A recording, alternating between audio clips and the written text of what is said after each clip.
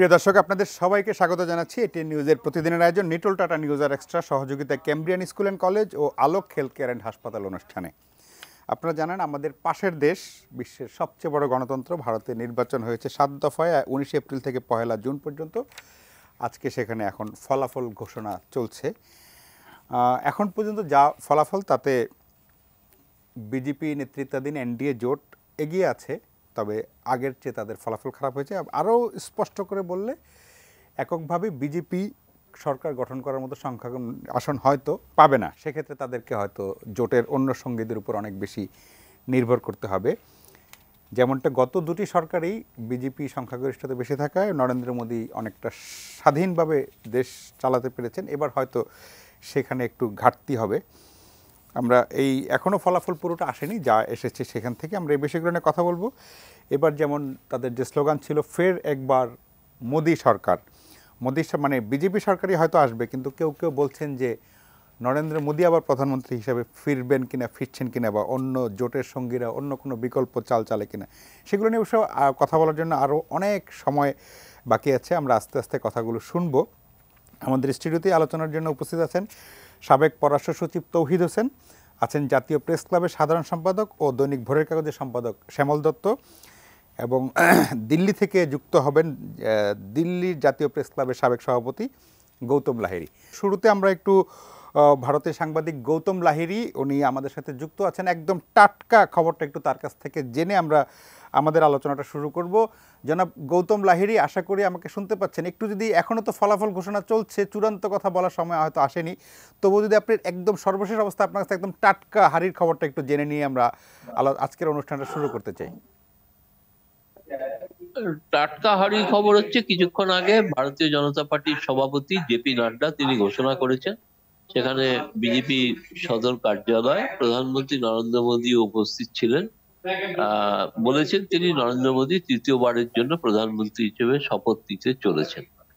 কারণ তারা বিজেপি এককভাবে সংখ্যাগরিষ্ঠতা না পেলেও জোট শরিক সহ তারা সংখ্যাগরিষ্ঠদের সংখ্যা 272, তার বেশি 292 পর্যন্ত তারা পেতে চলেছেন এখনো পর্যন্ত, যা গতি প্রকৃতি বোঝা গিয়েছে আর কি। ফলে নিঃসন্দেহে নরেন্দ্র মোদী সাবেক প্রধানমন্ত্রী হবেন কিনা আমি জানি না, কিন্তু আমি গৌতম লাহিড়ী, আমি বর্তমান সভাপতি এখনো আছি। শ্যামল দত্ত জান। হ্যাঁ, ঠিক আছে, ওর কোনো অসুবিধা কিছু না।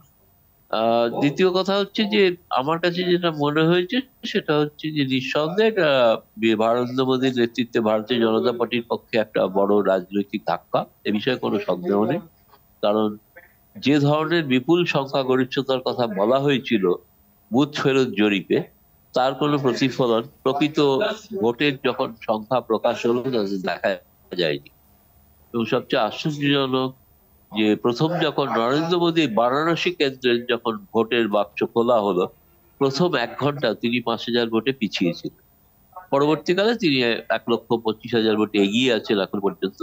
নিশ্চিত তিনি পরাজিত হবেন না, তিনি জিতবেন, কিন্তু ভারতের জনপ্রিয় প্রধানমন্ত্রী প্রথম পর্যায়ে পিছিয়ে থাকবেন, এটা একটা বিস্ময় সৃষ্টি করেছে, বিষয়ে কোনো সন্দেহ নেই। দ্বিতীয় কথা, যে বিষয়টা সর্বাধিক আলোচিত বাংলাদেশে, রাম মন্দির প্রতিষ্ঠাতা। রাম মন্দির যে শহরে প্রতিষ্ঠিত, অযোধ্যা, সেই শহরে তার নির্বাচনী কেন্দ্রের নাম ফয়জাবাদ, সেখানে বিজেপি পরাস্ত হয়েছে। ফলে এক কথায় বলতে পারি, এই যে হিন্দুত্ববাদী রাজনীতির যে প্রচার নিয়ে ভারতীয় জনতা পার্টি এগিয়েছিল, তাতে কিছুটা তারা ধাক্কা পেয়েছে। ভারতের মানুষ এবং বিরোধী দল, বিশেষ করে কংগ্রেস, তারা ভারতীয় সংবিধানের যে মূল্যবোধ, সেটাকে হাতিয়ার করে প্রচার করেছিলেন। তারা বলেছিলেন যে, নরেন্দ্র মোদী সরকার যদি 400-র ওপরে সংখ্যা নিয়ে আসে, তাহলে এই সংবিধান পরিবর্তিত হতে পারে, যেতে বহু অধিকার কিন্তু চিন্তিত মানে লঙ্ঘিত হতে পারে। এটা মনে হয় মানুষের কাছে কিছুটা দাগ কেটেছে। তার ফলে কংগ্রেস এই প্রথম প্রায় 100-র কাছাকাছি আসন পেতে চলেছে, এবং বিরোধী দল এই প্রথম বলতে পারি 10 বছরের মধ্যে একটা শক্তিশালী জায়গায় প্রতিষ্ঠিত হতে চলেছে। সেটা ভারতের গণতন্ত্রের পক্ষে অত্যন্ত, আমি বলবো, সুলক্ষণ। যে কোনো গণতান্ত্রিক রাষ্ট্রে বিরোধী দল যদি শক্তিশালী থাকে, সেক্ষেত্রে সরকার পক্ষকেও অনেক সাবধানে কাজ করতে হয়। আশা করবো ভবিষ্যতে নরেন্দ্র মোদী সরকার নিশ্চিতভাবে কাজ করবেন, তখন তাদেরকে আরো অনেক নানাবিধ বিষয় সতর্ক হয়ে কাজ করতে হবে। এটা সর্বশেষ খবর বলে আমি সেটা জানালাম। জি, জনাব গৌতম লাহিড়ী, জাতীয় প্রেস ক্লাব বা দিল্লি প্রেস ক্লাবের সভাপতি, আপনাকে অনেক ধন্যবাদ। আমরা আশা করি আগামী 2-1 দিন আমরা আপনার সাথে আরো কথা বলতে পারবো, আরো আপডেট হবে। আপনাকে অনেক ধন্যবাদ। আজকে সারাদিন ব্যস্ততার মধ্যে আলোচনা করা যেতে পারে, সকাল 6টা থেকে আলোচনা শুরু করেছি, এখনো শেষ হয়। যে আপনাকে অনেক ধন্যবাদ দাদা, থ্যাংক ইউ। অনেক ধন্যবাদ আমাকে সুযোগ দেওয়ার জন্য, অনেক ধন্যবাদ। জি জি জি। জনাব শ্যামল দত্ত, যেমনটি গৌতম লাহিড়ী একদম সর্বশেষ কথা বলছিলেন যে একটা বড় ধাক্কা বটে বিজেপির জন্য। তারা এবার নির্বাচনী প্রচারণা যখন শুরু করেছিল তখন বলছিল যে 400 পার হওয়ার প্রত্যাশা, তারপরে আস্তে আস্তে কমতে কমতে এখন দেখা গেল যে তাদের আসন প্রত্যাশার চেয়ে অনেক কমে যাচ্ছে এবং এককভাবে সংখ্যাগরিষ্ঠতা পাচ্ছে না, এটা মোটামুটি নিশ্চিত হয়ে গেছে। এই যে উনি যেটা বললেন যে শক্তিশালী একটা বিরোধী দল আসে, তার মানে একটা ভারসাম্য আসবে ইন্ডিয়ার গণতন্ত্রে, যেটা গত 10 বছরে ছিল না। আপনি যদি একটু বিশ্লেষণটা শুনি আপনার কাছ থেকে। ধন্যবাদ প্রবাস। মানে ভারতের ইলেকশনটা এতটাই ইন্টারেস্টিং হয় আর কি, এবং গত 2টা নির্বাচনের চাইতে এবারের নির্বাচনের কৌতূহলোদ্দীপক দিক অনেক বেশি। যেমন আপনি বলছিলেন শুরুতে তারা 400 400 পার এরকম একটা স্লোগান দিয়ে নেমেছে, সেটা পরবর্তীতে প্রথম কয়েক দফা ভোটের পর তারা বুঝতে পেরেছে যে ভোটার টার্ন আউট কম হচ্ছে এবং সেই 400-র দিকে যাচ্ছে না। কিন্তু এটাও তো সারপ্রাইজিং যে একটা দল পরপর 3বার একটা মেজরিটি নিয়ে ক্ষমতায় আসলো, এটাও একটা বিস্ময়কর। আমি একটু আগে মোদির বক্তৃতা শুনছিলাম, গৌতম দা বললেন নাড্ডার কথা, নাড্ডার পরে কিন্তু 45 মিনিট বক্তব্য রেখেছেন নরেন্দ্র মোদী, এবং তিনি ভারতীয় জনগণকে ধন্যবাদ জানিয়েছেন এবং ফিউচার লুকিং কিছু বক্তব্য দিয়েছেন যে আগামীতে তিনি কি কি করতে চান। তিনি ব্যাংকিং খাতে, আর্থিক খাতে সংস্কার করার কথা বলেছেন আগামীতে, এবং বিশেষ করে যে কল্যাণমূলক যে কর্মসূচিগুলো আছে, জব ক্রিয়েটিং, অর্থনীতির বিভিন্ন দিক, সেগুলোকে অঙ্গীকার করেছেন। বলে যে এটা আমার commitment to the nation of the India. Largest democracy of the world, 65 কোটি লোক ভোট দিয়েছে। ইন্টারেস্টিং হচ্ছে এটা। এবং সেখানে সরকার একটা চ্যালেঞ্জের মুখে পড়ে গেছে, যেটি আপনি শুরুতে বলেছেন। 240টি আসন এককভাবে কিন্তু বিজেপি পেয়েছে, যদিও 272 ইজ দ্য ম্যাজিক নাম্বার, যেটি সরকার গঠনের জন্য সংখ্যাগরিষ্ঠতা, সেটি এককভাবে বিজেপি পায়নি। কিন্তু it's almost like a half glass theory story. আপনি দেখতে পারেন যে এর মধ্যে অর্ধেক খালি আছে, অথবা আপনি দেখতে পারেন অর্ধেক পূর্ণ আছে। খালি আছে যেটা আপনি বলতে পারেন, সেটার মধ্যে হচ্ছে যে বিজেপি তাদের যে কাঙ্ক্ষিত আসন পায়নি। অনেকগুলো রাজ্যে যে ধরনের এক্সপেক্ট করেছিলেন, বিশেষ করে 2টি রাজ্যের কথা আমি একটু বলতে চাই, ইউপি এবং পশ্চিমবঙ্গ, এই দুটাতে তাদের একেবারে ভরাডুবি হয়েছে। মানে যে আশা করেছিলেন, গতবার ইউপিতে একটি মাত্র আসন কংগ্রেস পেয়েছিল, এখন ইন্ডিয়া জোট সেখানে হাইয়েস্ট নাম্বার অফ আসন পেয়েছে। ওয়েস্ট বেঙ্গলে তারা গতবার 18টি আসন পেয়েছিল, এটা 10টিতে নেমে আসছে। ফলে এই ভূমিধ্বস বিজয় অন্যান্য কিছু স্টেটে হয়েছে দেখে এটা মানে সব মিলিয়ে একটা সরকার গঠনের দিকে হয়তো যাবে। তবে তাদেরকে পুরোপুরি নির্ভর করতে হবে 2জন ব্যক্তির উপরে। একজন হচ্ছে নীতিশ কুমার বিহারের, আরেকজন হচ্ছে চন্দ্রবাবু নাইডু। এই 2 ভদ্রলোক এতই আনপ্রেডিক্টেবল, কারণ তারা কদিন আগে আবার অন্য জোটে ছিলেন। নীতিশ কুমার INDA জোটের অন্যতম নেতা ছিলেন, সেখান থেকে ভেগে আবার অন্যদিকে চলে গেছেন। ফলে যেটা হয়েছে, আমি মনে করি যে it is also the beauty of the democracy, যে একটা ভারসাম্যপূর্ণ সরকার আসছে। একক যে আধিপত্যের চিন্তার সরকার, সেটি কিন্তু এবার হতে যাচ্ছে না। এটা একদিক থেকে ভারতের জন্য ভালো। আর যদি আপনি গ্লাসের ভরাটিটা দেখতে চান, সেটি হচ্ছে তৃতীয়বারের মতো একটি দল, যে দলটি এতটাই সমালোচনার মুখে। আমার ধারণা পৃথিবীতে অনেক লোক আছে যারা বিজেপি না আসুক এরকম সারাদিন দোয়া করেছে, কিন্তু সেই জায়গার মধ্যেও তারা যে এককভাবে জিতে আসতে পেরেছে, আমার মনে হয় এটাও একটা ওই যে গ্লাসের ভরা দিকটা। এবং সাম্প্রদায়িক নানা রকম তকমা আছে তাদের, এটা তো বাস্তবতা যে রাজনীতিটা করে। আর যে ধরনের অ্যাক্টিভিটি করেছে, তাদের জনপ্রিয়তা কমে যাওয়ার কথা। আপনি দেখেন অরবিন্দ কেজরিওয়ালের মতো একটা লোক কদিন আগে বেরিয়েছিল, গতকাল ভোট দিয়ে আবার জেলে ঢুকেছে। এরকম বহু রকমের রিগ্রেসিভ অ্যাকশন নিয়েছে বিজেপি, কিন্তু তারপরও এরকম আসন পাওয়া, অর্থাৎ আমি একটা বলি যে হোল ইন্ডিয়া জোট যে আসন পেয়েছে, তার চাইতে এককভাবে বিজেপি বেশি আসন পেয়েছে। So it is also surprising, মানে এত কিছুর মধ্যে। তবে কংগ্রেসের অনেক দিন পর 100 আসনে ফিরে আসা তাদের জন্য অনেক, বিজেপির সাথে তুলনা করলে এটা অনেক কম, কিন্তু তাদের জন্য oldest political party in this subcontinent, তাদের এই 100 আসন এটাই দেখে তারা সেলিব্রেট করছে, এটাই তাদের জন্য একটা উৎসবের বিষয়। এবং এটা একদিকে ভালো দিক, ইন্ডিয়ান ডেমোক্রেসির এটা একটা very strengthening side of this beauty. জি, আপনাকে অনেক ধন্যবাদ। জনাব তৌহিদ হোসেন, যেমনটি শ্যামল দত্ত বলছিলেন যে দুজন আনপ্রেডিক্টেবল ক্যারেক্টার এই সামনের সরকার গঠনে খুব গুরুত্বপূর্ণ ভূমিকা রাখতে পারে, একজন হলো নীতিশ কুমার এবং চন্দ্রবাবু নাইডু। এবং আমি একটু আগে পত্রিকা দেখছিলাম যে কংগ্রেস থেকে ইতিমধ্যে এই দুইজনের সাথে যোগাযোগ করার চেষ্টা করা হচ্ছে বা যোগাযোগ করা হচ্ছে, সেইখানে কি কোনো নাটকীয়তার কোনো সুযোগ আছে নাকি জাস্ট একটু ডিস্টার্ব করার জন্য বা একটা জল ঘোলা করার চেষ্টা?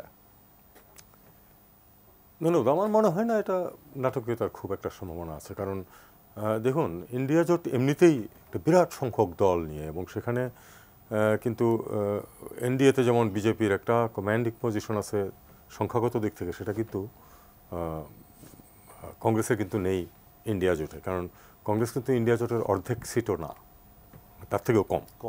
কাজে এদিক দিয়ে একটা দুর্বলতা আছে। এটা দেখুন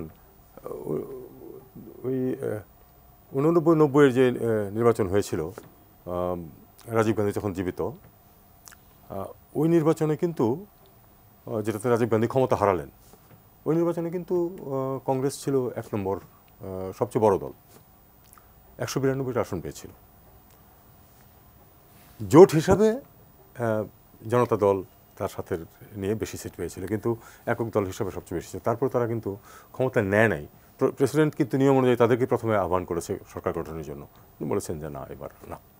তো এখন কংগ্রেসের জন্য আসলে একটা বড় অর্জন এবার যে গত 2টি নির্বাচনে দ্বিতীয়বারে অল্পের জন্য তারা কিন্তু অফিসিয়াল অপোজিশন হিসেবে স্বীকৃতি পায়নি, কারণ 10% সিট ছিল না তাদের, সিট ছিল না। এবার সেটা হয়তো এবার খুব কমফোর্টেবলি সেটা তারা পার হয়েছে, 20%-এর কাছাকাছি, না হোক 18% সিট তারা পাচ্ছে। কাজেই একটা কমফোর্টেবল, এখন তাদের ওই অন্ততপক্ষে অপোজিশন পার্টি হিসেবে স্বীকৃতি পেতে আর কোনো সমস্যা থাকবে না। এক, দুই হচ্ছে যে এতগুলি জোট দল নিয়ে যে জোট, সেটা যদি তারা জোটগতভাবে সংখ্যাগরিষ্ঠতা পেয়ে যেত, ধরুন যে দুজনের কথা বলা হলো, এরা তো সাথে ছিলেন এক ধরনের, সেই সময় এরা থাকলে কিন্তু ইকুয়েশনটা অন্যরকম হয়ে যেত, এবং ওটা থাকলে তাদের জোয়ারটা আরো বেশি হতো। এখন আসলে কিন্তু যদি আসবে না আমার অনুমান, তাহলে কিন্তু বিষয়টা অনেক দুর্বল একটা মনে হয়, যেন জাস্ট জোর করে দল গঠনের জন্য, মানে সরকার গঠনের জন্য করেছে। কাজে আমার মনে হয় যে যেটা অবভিয়াস দেখা যাচ্ছে এটাই ঘটবে, কোনো বড় কোনো যে আপসেট বা বড় কোনো চমক এসে যাবে এরকম আমার মনে হচ্ছে না। মানেই না যে আসবে না, কিন্তু মানে আপাত দৃষ্টে মনে হচ্ছে না। একটা কথা শুধু আমি শ্যামলের সাথে ওনার কথাটাকেই আমি আরেকটু অন্যভাবে এক্সপ্লেন করতে চাই। গ্লাস তো আমার কাছে মনে হচ্ছে, যেটাকে আপনি পূর্ণ বলছেন সেটাই বরং খালি মনে হচ্ছে আমার কাছে ভারতের কনটেক্সটে, বিশেষ করে ভারতের যে আমরা যে ইথোজের কথা বলি ভারতের, সেটার প্রেক্ষিতে যে 15 বছর এবং গত রেজিমের সময়কালে প্রচুর অভিযোগ থাকার পরেও একটি সাম্প্রদায়িক দল এবং জোট ভারতে মেজরিটি অর্জন করছে তৃতীয়বারের মতো, এটা ভারতীয় গণতন্ত্রের মোটেই কোনো একটা পজিটিভ দিক বলে আমার মনে হয় না। আমার কাছে তো এটাকেই বরং মনে হচ্ছে যে গ্লাস অর্ধেক খালি। পজিটিভ বরং ওইটা যে একটা মিনিংফুল অপোজিশন, যেটা আপনি উল্লেখ করেছেন, একটা মিনিংফুল অপোজিশন আসছে, ওইটাই হলো গ্লাস ফুল বলবো আমি, মানে অর্ধেক ওই যে একটা ভারসাম্যের জায়গায়, অন্তত ভারসাম্যের জায়গায় খানিকটা এসেছে। এবং আমার তো মনে হয়, যদি আমি জানি না, কংগ্রেসের নিশ্চয়ই তারা সোল সার্চিং করবে এবং তাদের পরবর্তী কর্মপন্থা তারা নির্ধারণ করবে। আপনারা যদি আমাদের এই অঞ্চলের ট্রেডিশন অনুযায়ী যদি এই গান্ধী পরিবার থেকেই আসতে হয় পরবর্তী কংগ্রেসের প্রধানমন্ত্রী, তাহলে তো সময় আছে। আগামী 5 বছর এই যে সাফল্য তারা অর্জন করেছে, তার উপর ভিত্তি করে আগামী 5 বছর তারা কাজকর্ম করতে পারে, এবং অল সেড অ্যান্ড ডান একটু হলেও তো বিজেপির জন্য আরেকটু কঠিন হবে, কারণ Hard time যাবে সামনে। প্রতিশ্রুতি যতই দেওয়া হোক, প্রতিশ্রুতি কখনোই কোনো দল পূরণ করতে পারে না সব, এবং যেটা পূরণ করতে পারে না সেটাকেই হাইলাইট করা হয় বলে কিন্তু ইনকামবেন্সি প্রবলেম, যেটা আমরা ডেমোক্রেসিতে শুনি, সেটা ঘটে। একটা ছোট্ট জিনিস, আমাদের আজকের শিরোনাম ফের একবার মোদী সরকার, মানে যেটুকু হলো মানে গৌতম লাহিড়ীও বলেছেন যে মোদী প্রধানমন্ত্রী হতে যাচ্ছেন, এবং কিছুক্ষণ আগে উনি ভাষণ দিয়ে মোটামুটি তার ভবিষ্যৎ পরিকল্পনার কথা বলছেন।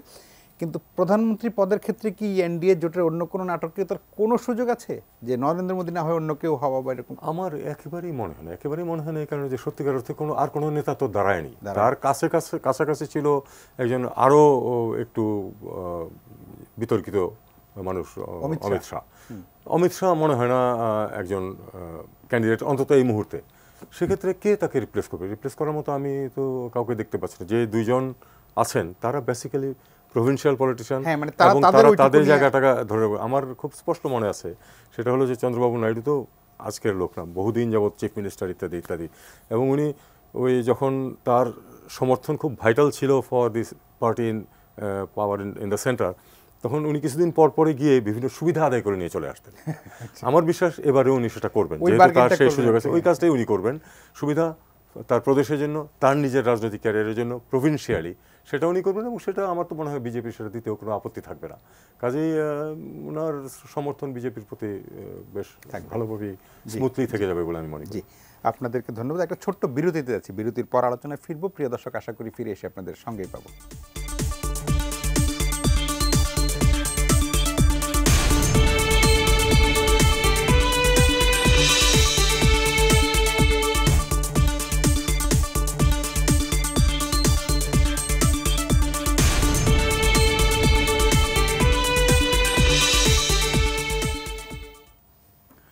প্রিয় দর্শক, ফিরে এলাম আলোচনায়। কথা বলছিলাম ভারতের নির্বাচনের ফলাফল ঘোষণা হচ্ছে এখন পর্যন্ত যা, তাতে মোটামুটি বিজেপি নেতৃত্বাধীন এনডিএ জোট আবার ক্ষমতায় ফিরছে, এটুকু নিশ্চিত। তবে আগের চেয়ে তাদের আসন, বিশেষ করে এককভাবে বিজেপির আসন কমে গেছে অনেক। গতবার 303 ছিল, এবার তো এখন পর্যন্ত 239, যদি এগিয়ে থাকা আসনগুলোতে জিতলে এরকম হবে। তবুও নরেন্দ্র মোদী আবার প্রধানমন্ত্রী হয়েছেন, সেটা প্রায় নিশ্চিত। জনাব শ্যামল দত্ত, যেমনটি শুরুতে গৌতম লাহিড়ী বলছিলেন যে এটা আমরা জানি যে বিজেপি তো শুরু থেকে একটা হিন্দুত্ববাদীর স্লোগান, জাতীয়তাবাদী ওই চেতনা, এবং কিছুদিন আগে রাম মন্দির নির্মাণ নিয়ে অনেক হইচই করেছেন তারা, এবং কিন্তু উনি বলছেন যে যেইখানে রাম মন্দির নির্মাণ করেছে অযোধ্যায়, সেখানেও তারা হেরেছে। তার মানে কি হিন্দুত্ববাদী, মানে এই যে ধর্মের ঝান্ডা যেটা, সেটা কি একটু স্লো হলো মানে বিজেপি? সেটা ওই যেমনটি তৌহিদ হোসেন বলছিলেন যে অর্ধেক গ্লাস ভরা না খালি, সেটার ইয়েতে মানে এই ধর্মের ইয়েটা একটু কমলো তো ভালোই, মানে তেমন কি মনে হচ্ছে? কিছুটা কমেছে, কারণ যেভাবে রাম মন্দির নির্মাণের জোয়ার আসবে মনে করা হয়েছিল সেটি কিন্তু হয়নি। তার দুটো উদাহরণ আছে। একটি হচ্ছে খোদ অযোধ্যা আসনে বিজেপি হেরেছে, এবং এই উত্তরপ্রদেশ যেটা সবচেয়ে বেশি আসন, এবং যেখানে এই ধরনের মানে এই ধর্মীয় চেতনাগুলো নিয়ে যোগী আদিত্যনাথ সেখানে চিফ মিনিস্টার, সেখানে বিজেপির সবচেয়ে বেশি ভরাডুপি হয়েছে এনডিএ জোটের যদি বলি। ফলে এটা বোঝা যাচ্ছে যে এই ম্যাজিকটা কিন্তু আর কাজ করছে না। ধর্মের জিগির দিয়ে মানুষের ভোট পাওয়া সেটি কিন্তু হচ্ছে না। আরেকটি হচ্ছে যে আমি যখন মোদির বক্তৃতা শুনছিলাম, তারা কিন্তু দুটো তিনটা নতুন অ্যানালাইসিস দিচ্ছেন। একটা তিনি বলেছেন যে প্রথমবারের মতো উড়িষ্যাতে তারা সরকার গঠন করতে চাচ্ছে। First time BJP is getting chief minister here there. Secondly কেরালায় কোনোদিন ওরা আসন পায়নি, এবার কেরালায় তারা ভালো আসন পেয়েছে।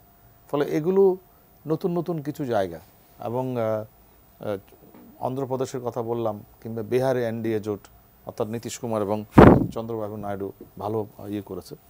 এখন যে কথাটি একটু আগে আপনি একটু আলোচনা করলেন প্রভাস, সেটি হচ্ছে চন্দ্রবাবু নাইডু এবং নীতিশ কুমারের সাথে কংগ্রেসের যোগাযোগ, এটি একটি খুব আলোচনার বিষয় এই মুহূর্তে তারা। কিন্তু আমি একটা অ্যানালাইসিস দেখছিলাম একটু আগে, যে এই দুটি চন্দ্রবাবু নাইডুর যে তেলুগু দেশম পার্টি অর্থাৎ টিডিপি, অথবা নীতিশ কুমারের যে দল আরজেডি, এই দলগুলো যদি জয়েনও করে ইয়ের সাথে, মানে ইন্ডিয়া জোটের সাথে, তাতেও কিন্তু 272 হয় না। এক্ষেত্রে আরও একটি দল লাগবে, সেটা হচ্ছে শিন্ডের একটা পার্টি আছে, এটা মহারাষ্ট্রে, শিবসেনা, তাদের 10টি আসন আছে। ফলে এটা একটা খুব খিচুড়ি মার্কা ইয়ে হয়ে যাবে।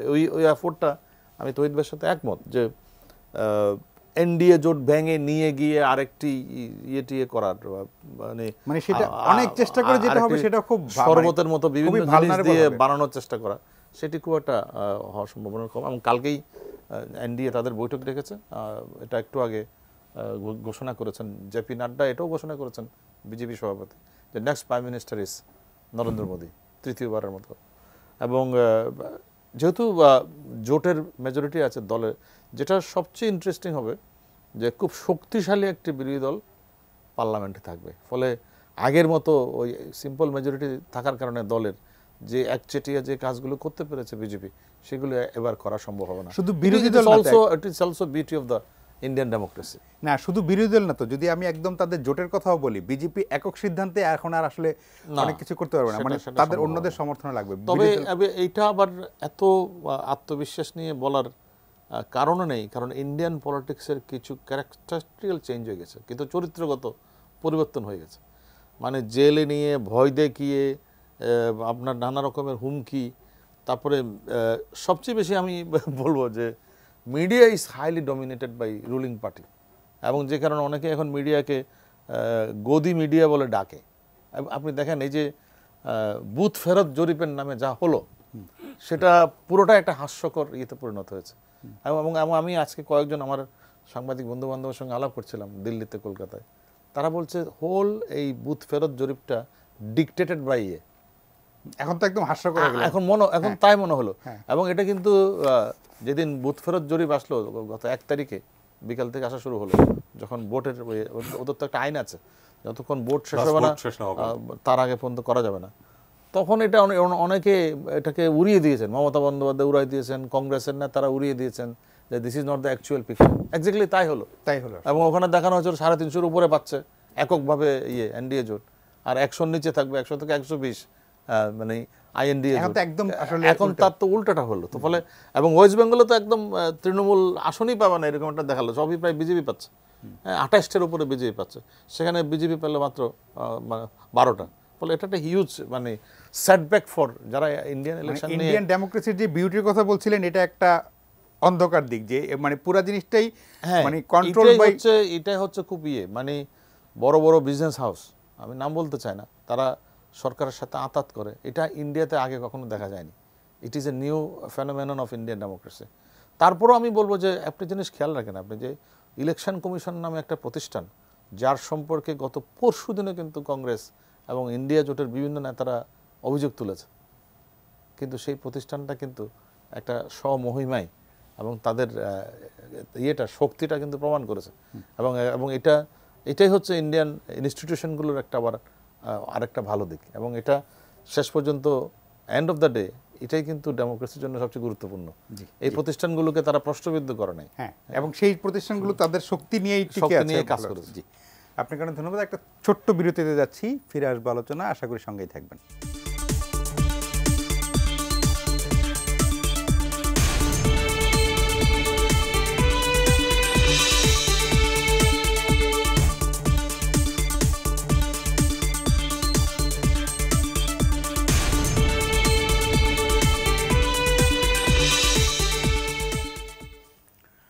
প্রিয় দর্শক, ফিরে এলাম আলোচনায়। কথা বলছিলাম ভারতের নির্বাচনের ফলাফল ঘোষণা হচ্ছে, মোটামুটি একটা ধারণা তো আমরা সবাই পেয়ে গেছি।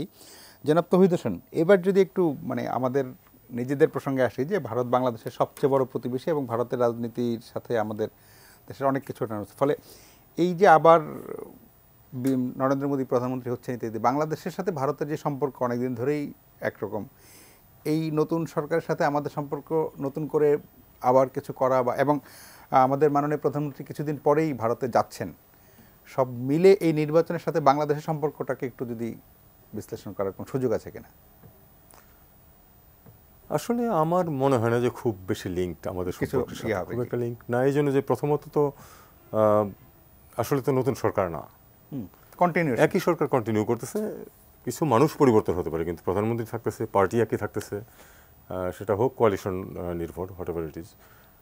কাজেই বাংলাদেশের সাথে সম্পর্ক যেটা আছে এই মুহূর্তে, এটার যে যা স্ট্রাকচার, সেটা তো পরিবর্তন হওয়ার তেমন কোনো কারণ দেখি না।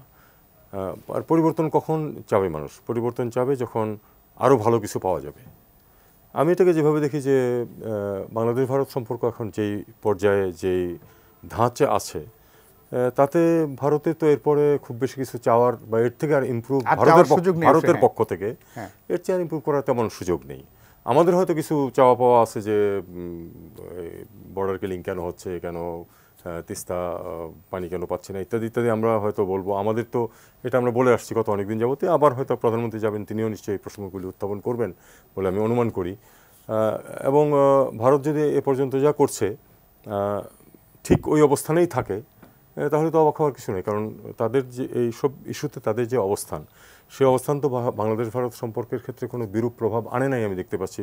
মানে জনমনে যদিও হয়তো কোনো এটা নিয়ে কমপ্লেন থাকতে পারে, কিন্তু সরকারি পর্যায়ে কোনো বিরূপ প্রভাব পড়ে নেই, তারা তিস্তাতে যাই করুক বা বর্ডারে যাই করুক।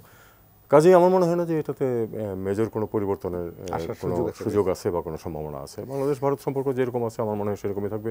একটি কথা বলে আমি এখানে শেষ করি, সেটা হলো যে আমি ব্যক্তিগতভাবে মনে করি যে এমনকি যদি ইন্ডিয়া জোট ক্ষমতায় আসতো, তাহলে একটা নতুন সরকার আসতো, তারাও এসে এর কিছুই পরিবর্তন করতো না। কারণ বাংলাদেশের সাথে ভারতের যা সম্পর্ক, এটা আপনি যদি দেখেন তাহলে সেখানে ভারতের যেহেতু চাওয়ার তেমন কিছু নেই, সেক্ষেত্রে তারা কেন পরিবর্তন করবে? তারা তো ভারতের স্বার্থেই দেখবে নতুন আর একটা দল যদি ক্ষমতায় আসে তারাও, তাই না? এবং যখন ক্ষমতায় ছিল কংগ্রেস, তখন কি এই সমস্যাগুলো ছিল না? সমস্যাগুলো ছিল। জি জি, আপনাকে অনেক ধন্যবাদ। আমরা অনুষ্ঠানের শেষ বিরতিতে যাচ্ছি, বিরতির পর আলোচনায় ফিরবো। প্রিয় দর্শক, আশা করি সঙ্গেই থাকবেন।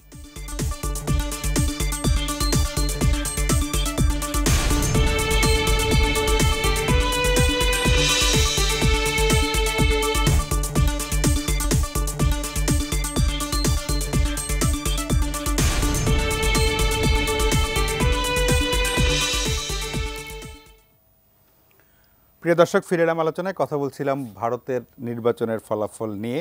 জনাব শ্যামল দত্ত, বিরতির আগে জনাব তৌহিদ হোসেনের কাছে যেটি জানতে চেয়েছিলাম, সেটি যেমন মাননীয় প্রধানমন্ত্রী কয়েকদিন পরে ভারত সফরে যাচ্ছেন, কিন্তু ভারতের সাথে আমাদের এখনও সম্পর্ক অনেক ভালো।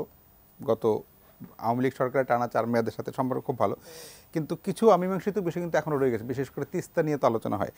এবং আমি যদি ভুল না করি, গত কয়েক বছরে কিন্তু বাংলাদেশে নানাভাবে ভারত বিরোধী অনেক প্রচারণা, ইদানিং ফেসবুকে ভারত বয়কটে নানা রকমের হচ্ছে।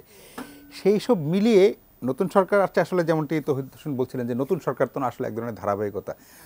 ভারত বাংলাদেশের যে ডাইনামিক্স, এখানে কোনো পরিবর্তন, বিশেষ করে শেখ হাসিনা সফরকে সামনে রেখে সুযোগ আছে কিনা আলোচনায় তোলা, বেশি করে তিস্তা সীমান্তে নানা অনিয়মিত?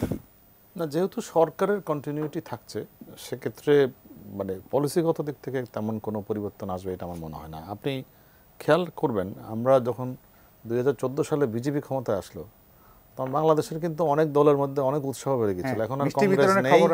হ্যাঁ হ্যাঁ, আমি তো বহু টক শোতে তখন এটা নিয়ে অনেক বিতর্ক হয়েছে যে এখন আর ওই থাকবে না। তারা ভাবছিল যে আমেরিকার সাথে কংগ্রেসের সম্পর্ক। হ্যাঁ, এবং আমি একটা টক শোতে, আমি নাম বলতে চাই না, একজন আন্তর্জাতিক সম্পর্কের বিশ্লেষক বলছিলেন যে বিজেপি এবং বিএনপির মধ্যে একটা আলাদা সমঝোতা আছে, সুতরাং এটা অনেকটাই তাদেরকে এগিয়ে দিয়ে যাবে ইত্যাদি ইত্যাদি। তবে এটাও ঠিক যে একটা কন্টিনিউটি আছে একই সরকারের। একটু যদি আইএনডিএ জোট যদি ক্ষমতায় আসতো, একটু নতুন করে আবার সব কিছু অ্যানালাইসিস করতে হতো। এখন তো একটা অ্যানালাইসিসের ধারাবাহিকতাও আছে। বিশেষ করে আমি কেজরিওয়ালের বক্তব্যটা যদি দেখেন, কেজরিওয়াল তো ওয়ান অফ দ্য এই ইন্ডিয়া জোটের অংশ। তো সেখানে তিনি যেভাবে আমাদের মাননীয় প্রধানমন্ত্রীর সম্পর্কে মন্তব্য করেছেন, বাংলাদেশ পাকিস্তানের ইলেকশন নিয়ে যে ধরনের মানে খুবই নেতিবাচক বক্তব্য রেখেছেন, সেটা একটু বিব্রতকর হতো আর কি। আমার ধারণা এখন মোদির সঙ্গে মাননীয় প্রধানমন্ত্রীর আন্ডারস্ট্যান্ডিংটা খুবই ভালো। এবং আজকে মোদির বক্তব্যের মধ্যেও কিন্তু কিছু ইঙ্গিত আছে, যে বক্তব্যটা তিনি দিয়েছেন বিজেপি হেডকোয়ার্টারে, যে ইন্ডিয়া কিন্তু তার যে সামর্থ্য দিয়ে পুরো পৃথিবীটাকে সহযোগী করে নিয়েছে। তার বিভিন্ন রকম খাদ্যপণ্যর এক্সপোর্টের কথা বলেছে, এগুলো অনেকগুলো দেশের জন্য জরুরি। তারপরে অন্যান্য আরও যে ধরনের কোঅপারেশনগুলো তৈরি করছে, বিশেষ করে ডেভেলপিং কান্ট্রিগুলোতে ইন্ডিয়ার একটা বড় রোল আছে। এবং এটা কিন্তু উল্লেখ করেছেন যে এগুলো তিনি অব্যাহত রাখতে চান।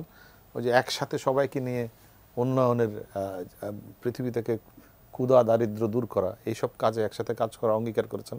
অনেকগুলো ফরওয়ার্ড লুকিং বক্তব্য আছে। এবং আমাদের বাংলাদেশের প্রতিও যে ইঙ্গিত নেই এর মধ্যে তা কিন্তু না। আপনি দেখেন সাম্প্রতিক সময়ে অনেকগুলো দেশের জন্য ইন্ডিয়া এক ধরনের পলিসি নিয়েছে, বাংলাদেশের জন্য আবার আরেক ধরনের নীতি গ্রহণ করেছে। সুতরাং this is one of the significant aspect of the bilateral relation between Bangladesh and India. তো সেই জায়গায় আমার ধারণা, যেহেতু আমি বিশ্বাস করি হয়তো জয়শঙ্করই হয়তো আবার পররাষ্ট্রমন্ত্রী হবেন কিনা বা জানি না, কিন্তু তার যে ডাইনামিক লিডারশিপ ইন্ডিয়াকে কিন্তু ওয়ার্ল্ড প্ল্যাটফর্ম একটা নতুন জায়গায় নিয়ে গেছে। এবং যদি তিনি আবারও পররাষ্ট্রমন্ত্রী হন, সম্প্রতি যখন বিনয় কোয়াত্রা আসছিলেন, তিনি তো বাংলাদেশের প্রধানমন্ত্রীকে অ্যাডভান্স করে দিয়ে ইনভিটেশন দিয়ে গেছেন। ওনার সাথে একটা লাঞ্চে আমার দেখা হয়েছিল এবং সেখানে দেখেছি তারা এখনও কিন্তু দু দেশের মধ্যে সম্পর্কের দিকগুলো নিয়ে কিন্তু অনেকখানি কাজ করার আগ্রহ আছে, এবং সেটা একটু ব্যাহত হতো যদি অন্য একটা সরকার ক্ষমতায় আসতো। একটা বিজেপি আসাতে সেই জায়গাটা একটু আবার অব্যাহত থাকবে, এটা প্রসেসটা একই রকম থাকবে বলে আমার মনে হয় আর কি। জি, জনাব শ্যামল দত্ত, আপনাকে ধন্যবাদ। তৌহিদ হোসেন, আমরা অনুষ্ঠানের শেষ প্রান্তে চলে এসেছি। একটা জিনিস, যেমন শ্যামল দত্ত বলছিলেন যে নরেন্দ্র মোদী তার ভাষণে সবাইকে মিলে সহযোগীদের নিয়ে কাজ করা এবং সামনের দিকে তাকানোর কথা বলেছেন, এবং সত্যি সত্যি গত কয়েক বছরে ইন্ডিয়া বিশ্ব রাজনীতিতে তাদের প্রভাব অনেকটা বাড়িয়েছে। কিন্তু আমি যদি একটু আঞ্চলিক রাজনীতিতে আসি, বিশেষ করে মালদ্বীপ, নেপাল, বাংলাদেশ সব মিলে তাদের প্রভাব ঠিক আছে, কিন্তু মানে দেশগুলোর উপর মানে আমি যদি একদম জনগণ অংশে বলি, সেখানে কিন্তু একটা ঠিক আস্থার জায়গাটা একটু ঘাটতি আছে। সেখানে কি ধারাবাহিক, যদিও তবুও নতুন সরকার এসে প্রতিবেশীদের সরকার এবং জনগণকে সাথে নিয়ে নিজেদেরকে নতুন করে মানে আস্থায় নেওয়ার সুযোগ আছে, সেটা তারা করবেন কিনা আমি জানি না। মানে তাদের বৈশ্বিকের চেয়ে আঞ্চলিক জায়গাটাকে, রাজনীতিটাকে আরেকটু নিজেদের শক্ত করার ব্যাপার স্যাপারগুলো ভাবার সুযোগ আছে কিনা? সুযোগ তো কিছু আছে, কিন্তু করবেন সেটা হবে কিনা আমি খুবই সন্দেহান। এই ব্যাপারে যে এই জিনিসগুলি তো অবধারিত ছিল যে ভারত সরকারগুলোকে বেশি গুরুত্ব দিয়েছে জনগণের চেয়ে। সেটা অফিসিয়াল লেভেলে সেটা করাই উচিত, খুব স্বাভাবিকও বটে। কিন্তু পাশাপাশি যে জনগণের কিছু যে চাওয়া থাকে, কিছু বা প্রত্যাশা থাকে, সেটা দিকেও খানিকটা তাকাতে হয়। সেটা ভারত অতটা গুরুত্ব দেয়নি। আর একটা জিনিস হলো যে শক্তিমান যে দেশগুলো থাকে তারা কিন্তু প্রভাব প্রতিপত্তিটা মূল হয়ে দাঁড়ায় এই মানে আপনার সামাজিক প্রভাবের চেয়েও, এবং সেই প্রতিপত্তি তো ভারতের আছে এবং সেটা বাড়ছে, যেহেতু এটা শক্তিমান একটা দেশ। আমরা আশা করব যে আসলে জনগণের প্রত্যাশার সাথে আগে ভারতের কাছ থেকে মানুষ যে ধরনের প্রত্যাশা করে, যে ধরনের পলিসি প্রত্যাশা করে, তারা সেদিকে এগোবে এরকম আমরা কামনা করি। আশাবাদী হওয়া যাবে কিনা সেটা আগামী দিনগুলিতে দেখা যাবে। জি, আপনাদের দুজনকে অনেক ধন্যবাদ। প্রিয় দর্শক, ফলাফল পুরোটা আসলে বোঝা যাবে, তবে এটুকু মোটামুটি নিশ্চিত যে বিজেপি জোট এনডিএ আবার ক্ষমতায় আসছে এবং নরেন্দ্র মোদী আবার প্রধানমন্ত্রী হচ্ছেন। তবে মানে পজিটিভ দিক হলো এটা যে হিন্দুত্ববাদের যে বড় ঝান্ডা ছিল সেটা একটু স্তিমিত হয়েছে হয়তো, ফলে ভারতের যে অসাম্প্রদায়িক চরিত্র সেটা হয়তো আর কিছুটা ফিরে আসবে। আর ভারতের গণতন্ত্রের জন্য সবচেয়ে বড় বিউটি, যেটা শ্যামল দত্ত বারবার বলছিলেন, যে একটা শক্তিশালী বিরোধী দল হয়তো আসছে অনেকদিন পরে, সেটা ভারতের গণতন্ত্রকে হয়তো আরও শক্তিশালী করবে। সামনের দিনগুলো যে আমরা অপেক্ষা করছি। ভালো থাকবেন সবাই।